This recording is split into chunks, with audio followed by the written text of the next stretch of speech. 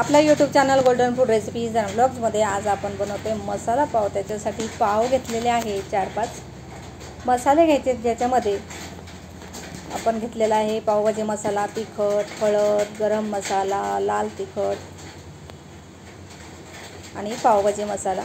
भाज्या कापून घेतल्या होत्या, कांदा, शिमला मिरची, टोमॅटो, बाकीच्याही भाज्या तुम्ही हवं तर घालू शकता। तव्यावरती बटर गरम झाले की त्याच्यामध्ये आपल्याला या भाज्या शिजवून घ्यायच्या।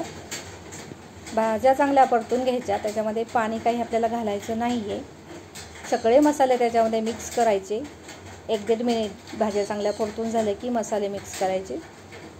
आता हे मसाले या भाज्यांमध्ये चांगले शिजवून घ्यायचे। त्याच्यासाठी चवीनुसार मीठ घालू, म्हणजे टोमॅटो आहे त्याला पाणी सुटेल आणि त्या पाण्यामध्येच वाफेवरती भाज्या शिजल्या जातील। चांगले मिक्स करायचं, झाकण ठेवून या भाज्या आपल्याला चांगल्या परतून घ्यायच्या।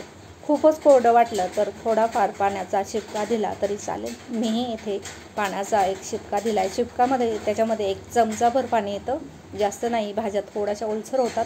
मंद आचेवरती झाकण ठेवत ही भाजी छान अशी शिजवून घ्यायची। भाजी छान शिजली की पाव मधोमध कापून त्याच्यामध्ये बुडवून घ्यायची। त्याच्यामध्ये भाजी देखील भरू शकता। ही भाजी पावाला चांगली लागली पाहिजे आणि त्याच्यामध्ये छान अशी परतून घ्यायची। हवं तर अजून बटर घालू शकता। मी भाजी पावामध्ये चांगली भरून घेतलेली आहे आणि वरूनही भाजी लागली पाहिजे असा मस्त असा पाव परतून घ्यायचा। वरून चीज घालायचं आणि छान असा आपला चीज मसाला पाव तयार झालेला आहे।